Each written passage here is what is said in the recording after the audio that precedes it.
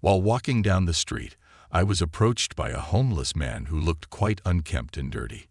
He came up to me and asked if I could spare a couple of dollars for him to buy dinner. I opened my wallet, pulled out $10, and decided to ask him a question before handing it over. "If I give you this money, are you going to spend it on beer instead of food?" The homeless man shook his head and replied, "No, I had to quit drinking many years ago." Curious, I continued, "Will you use it to buy gear for fishing instead of buying something to eat?" He responded, "No, I don't waste any time on fishing. I need to use all my time just to survive."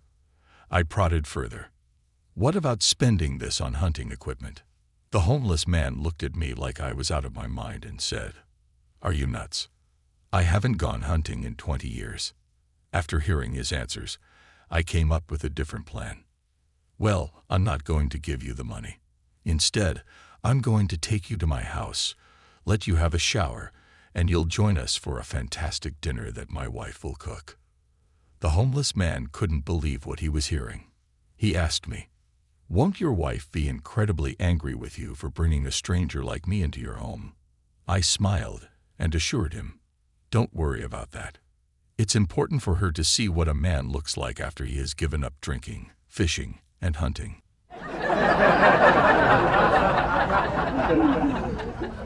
A rabbi and a priest were involved in a car accident, and it was quite a serious one. Both of their cars were completely wrecked, but miraculously, neither of them was injured. As they climbed out of the wreckage of their cars, the rabbi noticed the priest's collar and remarked, "So you're a priest. I'm a rabbi. Just look at our cars. They're totally destroyed, yet here we are, completely unharmed. This has to be a sign from God. He must have intended for us to meet, become friends, and live peacefully together for the rest of our days." The priest nodded in agreement. "I completely concur with you. This is definitely a sign from God."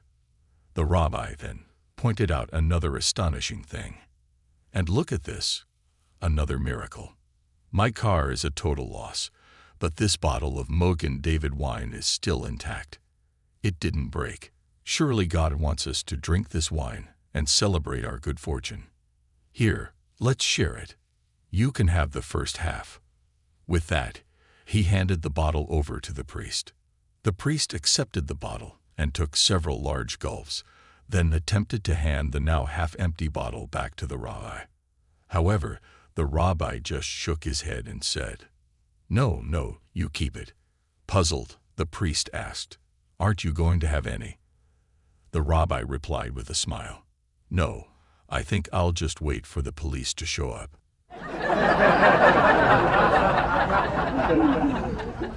Carl and Suzanne had been happily married for nearly 45 years. They were a lovely couple, but there was one thing about Carl that Suzanne had always found quite repulsive. Every single morning, without fail, before Carl got out of bed, he would let out an incredibly loud and obnoxious fart. The sound and smell were so intense, it was like paint peeling off the walls. Susan would always cringe at this daily ritual. Over the years, she repeatedly complained to Carl, "You know, Carl, one of these days, you're going to fart so hard that your guts will come out. What will you do then?" Carl, however, never took Susan's warnings seriously and continued with his morning routine as usual. Eventually, Susan decided the best course of action was to simply get out of bed before Carl woke up to avoid the unpleasant experience. Then came Thanksgiving Day. Susan was up extra early, busy in the kitchen preparing for the big dinner that evening. While she was cleaning the turkey, she found the giblets and suddenly had a mischievous idea.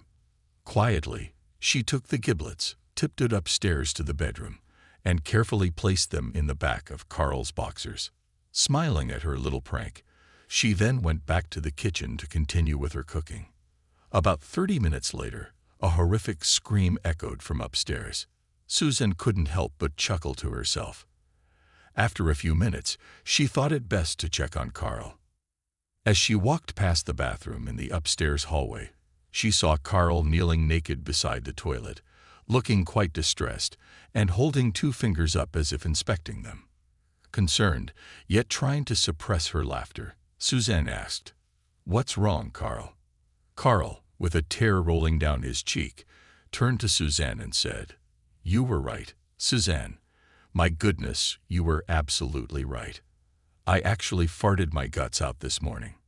But with a lot of effort and these 2 fingers, I managed to get them all back in."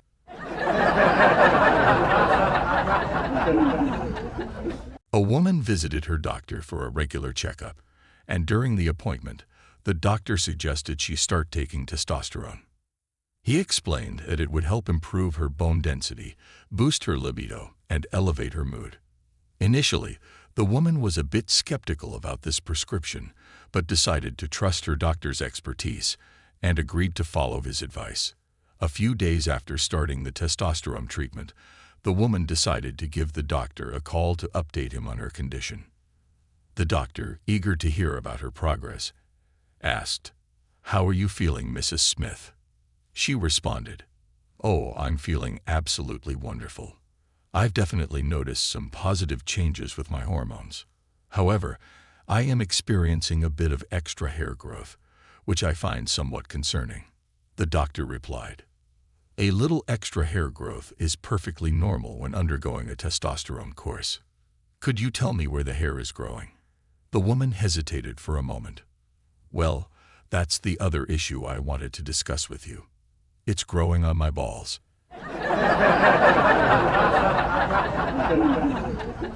A man approached an old cowboy who was standing near a corral and confidently said, "You see that horse over there? I bet you $50 I can make him laugh." The cowboy, looking at his horse, replied skeptically, "No way you can do that, partner. That horse of mine is as grumpy as a lemon gone bad. But sure, I'll take your bet." The cowboy watched as the man walked over to the horse and whispered something in its ear. To the cowboy's astonishment, the horse began to snicker and then burst into uncontrollable laughter. The cowboy couldn't believe his eyes. The man returned to the cowboy and said, "How about we double the stakes? I bet you I can make him cry." Seeing an opportunity to win back his money, the cowboy quickly agreed. "My horse is tough as nails. There's no way you can make him cry. You're on." This time, the man walked over to the horse with his back turned to the cowboy, so that he couldn't see what he was doing. After a moment, the horse started making sobbing noises, then leaped over the fence and galloped away. The cowboy, completely flabbergasted, handed over the winnings to the man. Before the man left, the cowboy asked, "Hold on, partner. You've got to tell me, what on earth did you do to my horse?" The man explained, "Well, to make him laugh, I told him that my dong was bigger than his." The cowboy, slightly amused, said, "I guess I can see how that might make a horse laugh. But what in the world did you do to make him cry?" The man zipped up his fly and said with a smirk, "I proved it."